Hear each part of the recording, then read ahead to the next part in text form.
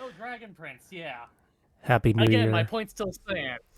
Hello, Callum everyone. Happy and New Year. Well, happy early New Year. How you guys doing? Um, we're playing ZZZ, but the sound is off so that I can hear Al. Al is here. Um, we're celebrating the new year together. But yes, we were watching Dragon Prince, me and my dad.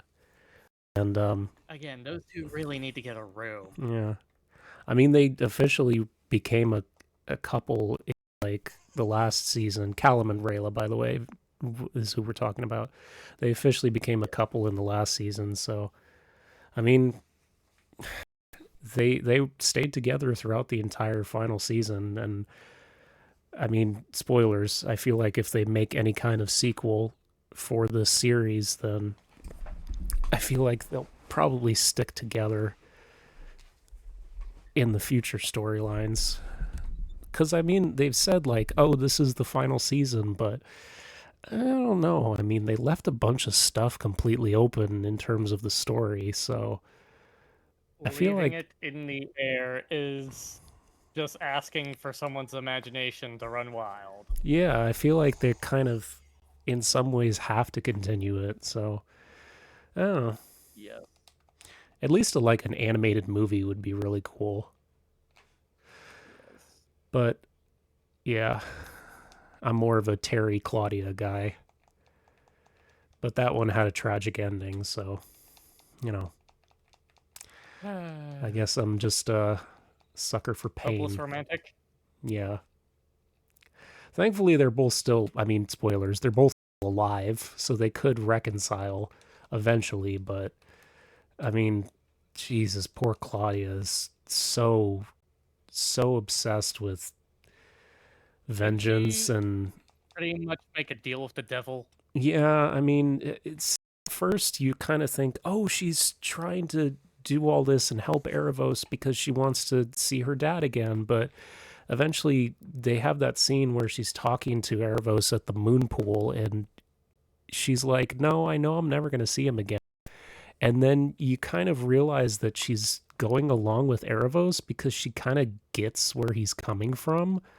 Like, for some reason, she really sympathizes with his feeling of like hating everyone. And I guess that's why she kept helping him in the latter half of the final season. And I mean, I guess I kind of get it. I mean, Erebos was in his background. They clearly show that he was always kind of a hermit, and the only person he ever really had a strong connection with was his daughter. And then his daughter got taken away from him, and you're like, okay, I mean, I get why you're upset. I don't agree with you, but I understand, you know. And the only reason his daughter was punished is because she just wanted to share magic with humanity, and she got basically executed for that. So, I mean, I get it. I'm not condoning what Erebos did, but I get it, you know. And I feel like on some level Claudia also gets it, but she takes it like too far and helps him. So, I don't know. I'm just hoping eventually she realizes how wrong she is and just gets back with Terry, cuz I really liked their relationship a lot. So, yeah. Anyway, Hey, dude, remember that picture of the Victorian maid service playing tennis, and the next frame afterwards, it's the big cheese going after the ball? oh Like, yeah. so Al found a piece of art where there was the Victoria housekeeping from ZZZ playing tennis, and the art is of I can't remember who it Rena, is serving it the was Rena, tennis ball, but it was Rena, Lycon. I know I'm butchering his name, and then the smallest of the four. I can't remember her name. oh, Corin, yeah. Yeah, so it was Rena serving the ball, and then Corin was going to hit it, but the image is of Lycon basically jumping over the net to catch the ball like a dog. And it's uh Scares scares Corin half to death. Yeah, it's actually pretty funny. Um, yeah, so I finished Dragon Prince finally. Um, I finished Kane, which is painful but good. It had a very sad but also very good ending. But speaking of stuff that has sad endings but is bad, I also watched the second Joker movie, and I think in my entire life I've ever seen a movie that hates its fans more than the second Joker movie. Because the whole time when I was watching that movie, it felt to me like whoever wrote the script was angry at people for liking the original Joker. And so the whole point of that movie was to undo the plot of the first one and make us feel bad for enjoying the character of the Joker. Like I mean I guess I don't want to spoil it, but I feel like most people know the ending at this point and how the story goes. But it felt like the whole time, especially in the third act of that movie, it just feels like the the script writers and the directors were saying, "Oh, you were a bad person for enjoying the first Joker movie, and now we're going to make you feel bad by centering the whole sequel around him facing consequences for his actions in the first movie, and he's not even going to act like the Joker most of the time. He's just going to be a miserable sad sack who doesn't even get to be the Joker until the very end." And I don't know, it just the whole movie just felt like I'm trying to think of a comparison, but I can't really think of another, like off the top of my head. I can't really think of another product that so purposefully tries to piss off its audience. I guess like I'm not sure if this is a good example, but I'm pretty sure you've heard of Concord, haven't you, dude?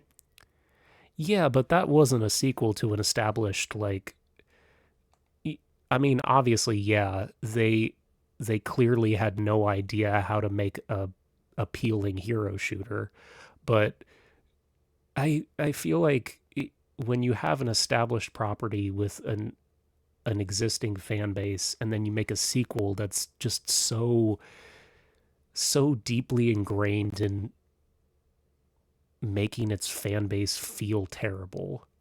I don't like the for some reason the only thing I can think of is The Last Jedi, but Yeah, definitely. it's Like this is coming from a Star Wars fan. Like I legit halfway through started to hate what I was watching. yeah, And don't even get me started on the near end with the Death Star laser battering ram. So much of a waste. yeah. That's the only. I mean, I'm trying to think of like a video game option. Maybe I can't really. Hold on, I'm not even I can't playing. really think of anything Yeah, either. I mean, I'm not even really playing I'm drawing a ZZZ. blank. Maybe like Andromeda to the original Mass Effect trilogy, but I mean Andromeda isn't terrible. It's like Yeah, a I mean, it's like a it's not 6 out of 10. terrible. I just think it was. I think I also think it was just ill. Me, I think it's also like ill-timed because of it was like during the upward trend of all this identity politics and whatnot. Yeah, well, I mean, I don't think that had any like major impact on it. I think it was mostly just because a lot of the choices in the story from the original trilogy of Mass Effect had so many consequences in the either in the same game or in the game afterwards, whereas a lot of the stuff in Andromeda it doesn't really feel like anything happens. It sticks around. It doesn't Yeah, feel like it sticks around. yeah, and I feel like also that a lot of the companions, which are like the backbone of bio games in my opinion, they didn't really land very well. Like the only ones I can think of that I genuinely Some of them landed better than others. I will say this much: the ones that landed particularly well with me were Vetra and Drax. I that's I think that exactly was. That's exactly I what I think was that's gonna say. basically and I think that's basically the gist for like everybody too. Yeah, it's literally what I was about to say. The only companions I actually liked were Drac and Vetra, and it's Don't like, get me wrong, I will say this much. Liam's companion mission was funny as hell. yeah, it's funny in a vacuum for me, and I do go back and laugh at it every once in a while. But for me, it kind of reminds me, oh, that's all there is to Liam. He's not really a character. He just feels like comedic relief. And then with, I mean, I like Jawl as well. He's okay, but he just kind of feels like nicer Javik. And then with, I mean, I was there ground zero at Tumblr when it was at its height, and I don't like PB. I'm sorry. I know there are people that do like her, but I just. I gotta admit, that one is it's PB is somewhere in the middle for me. I'm not gonna lie. Like I she's nothing spectacular I from right don't. from It's like about. I don't hate her, but if I had to rank the companions from the game, I'd probably put like I'd put maybe Draken first, and then Vetra, and then I'd probably in third I would put Jawl, and then maybe Liam in fourth, but only because he's occasionally funny, and even then that's all there is to him. And then I would put PB and Cora in last place. But I mean, uh, uh, where should I go? I think This, it's also a case. I think it's also a case of when you have legacy series like this, people have certain expectations, and when they people feel like those expectations haven't been met, it's all hellfire and brimstone. yeah, I think that's also it's. I think something that somebody brought up recently that I found really interesting was it feels like they have an original story for a completely new IP, but they know that that new IP can't stand up on its own. What they do is they try and find a way to almost like wrench it into an existing series so that that way they can get the established fan base and get their support and not lose their support until the movie comes out. So I when I was thinking about that, I was like, yeah, that makes a lot of sense. It's obviously it's not proven; it's just a theory. Um, but A video game a theory. video game theory. Thanks for Sorry, watching. Yeah, no, I get it. sorry, can't resist. I get it. I get it. R.I.P. Matt Bat. You set me up there. Um, he's not dead. He just retired, obviously. I know, But but you set me up there. yeah. And I, it makes a lot of sense because I don't know. I'm trying to think of. It's like for an example. I'm a huge Yakuza fan. You guys know I'm a huge Yakuza fan. It's like the Yakuza games have been one of the biggest. Your bread and butter. Yeah, my bread and butter. Those games have brought in a bunch of people onto my channel. So thank you for that, by the way. Um, for me, comparison I can think of from Joker 1 to 2 would be as if in Yakuza 1 everything played out the same as it did, but then in Yakuza 2 instead of having this great follow-up story where Kiryu teams up with Kaoru and goes up against Ryuji and faces off against the Jinwan Mafia, it would have been as if Kiryu got imprisoned for most of the story. He got admonished for the people he beat up in the first game. The story focused on a bunch of new characters that nobody cared about. Not interesting new characters like Ryuji and Kaoru, but boring new characters. And then at the end of the game, Kiryu actually dies. And then we never get another game after that. Doesn't that sound sucky? Well, Yes, yes, it that's does. how it felt as someone who was a fan of the first Joker. That's how it felt watching the second movie, as if you went from Yakuza 1 to 2 and it just, Sucked. yeah, which it didn't, Also, by the dude. way. Yakuza Also, 2 dude. I know is incredible, but Also, dude. I know I told you this. I'm not sure if you had a chance to watch this movie yet, but I honestly found Red One as an enjoyable movie. well, it does have J.K. Simmons in it, and I like J.K. Simmons. I'm Yes, and just I think it's not. And not only that, I don't think it's his first time playing Santa Claus. no. I mean, I know it's I know he's J. Jonah Jameson, and I know he's the Ketherick from Baldur's Gate. Um, I'm trying to think. Oh, Omni Man, obviously. Yes. But I don't think. Mister, I'm going to go ahead and turn you into paste. Yeah, Omni. I'm gonna flatten your face, man. What will you I have after 5,000 years? Um, but yeah, I love. think it was 500, but still valid. Yeah, um, I love J.K. Simmons. So Yes. mostly because I his I mean, I did a whole series on my channel where I streamed Baldur's Gate 3, but I only streamed the scenes from the game with the Chosen in it. But out of all three of them, I have to be honest, I think Ketherick is my favorite. And a lot of that has to do with J.K. Simmons voicing him.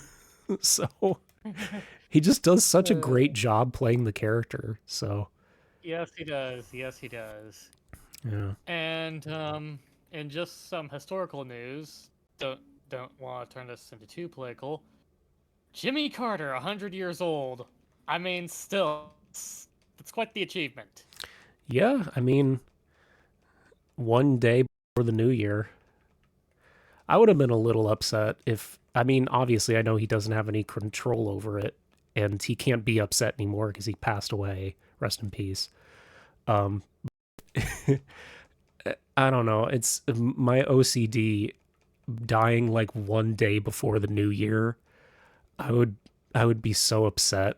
It's just like, come on, I want it. Like it would be like your funk would not be intact when you get to the pearly Yeah, gates. like I get up there, it's like, you couldn't have kept me around for one more day. Like, I can't, it would have been so cool if I died on the first day of 2025. It's like, nope, sorry, bud. And I'm like, oh, come on, man. And he's like, well, at least you died on the second to last day of 2024. Yeah, that's the thing, though. It wasn't even the last day of 2024, it was the second to last, you know? But Uh, still, uh, 100, crazy cool. Um, yep. Crazy, crazy world we live in. but yeah, I've been replaying God of War 2018. Um, and I was looking up the cast list, and I cannot believe that Alistair Duncan is the voice of Senator Armstrong.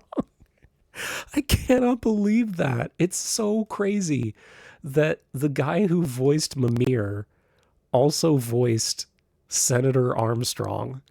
And it's just it's so crazy.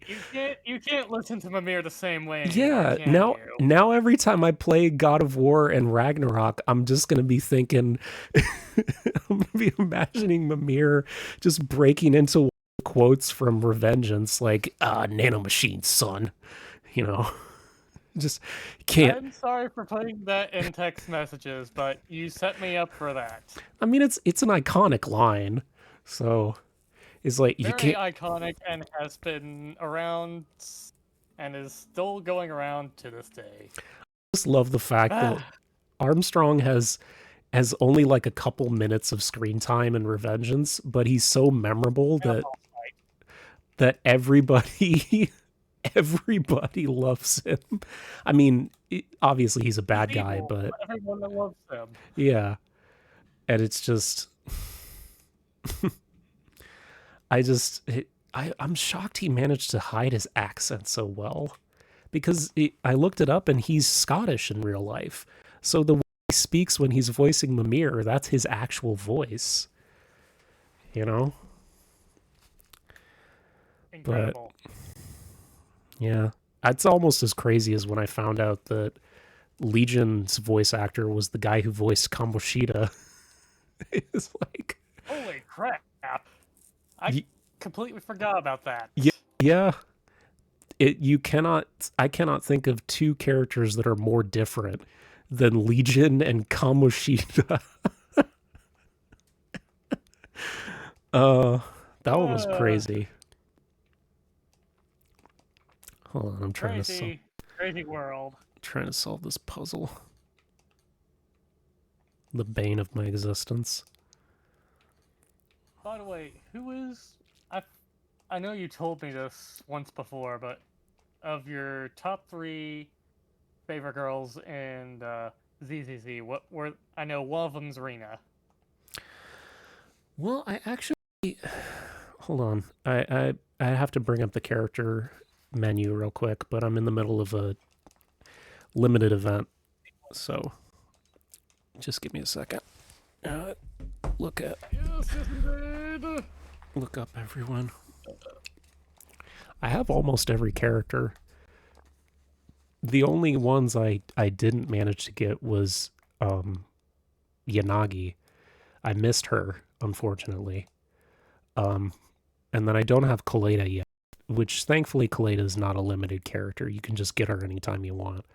But I'm gonna have to wait until another Yanagi banner Is goes up. back in circulation. Yeah, because I missed her, and I'm pissed about it because I pulled an S rank character twice, but both times they were repeats. I got a second Soldier 11, and then the second time I got a second Jane Doe. And no, wait, that's not right, because Jane was also a limited character. Who was the other permanent S rank character that I got accidentally? It was Soldier 11, and then who was. Hold on. Also, I know I asked this of you before, dude, but is Caesar that much of a Mommy, schoolgirl? Like, best girl, my wife, my love, my light. yes. Is Caesar that much of a schoolgirl, considering some of the pictures I found? I mean, she definitely, from what I played in the main story, she sometimes like puts on a front to act more mature than she is, just because she's meant to be the one in charge. But you know, when you think about it and like take and she does take on more responsibility in the main story, which was very cool. But when you think about it, she is a lot more like goofy and lighthearted than she lets on, which is very sweet as one of the things about her character. Yeah, I'm not gonna lie, I'm starting to see the appeal. Yeah. Okay, I'm almost. Also, just Billy running away from Grace in the credit scene is just hysterical for some odd reason.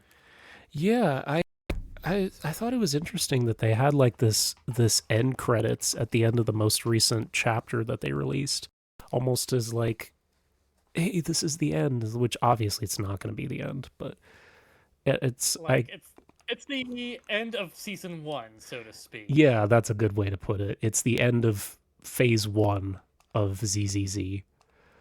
Um let's see. I'm going to buy mm, Also, dude, you know that Horikoshi released a chapter 431, correct?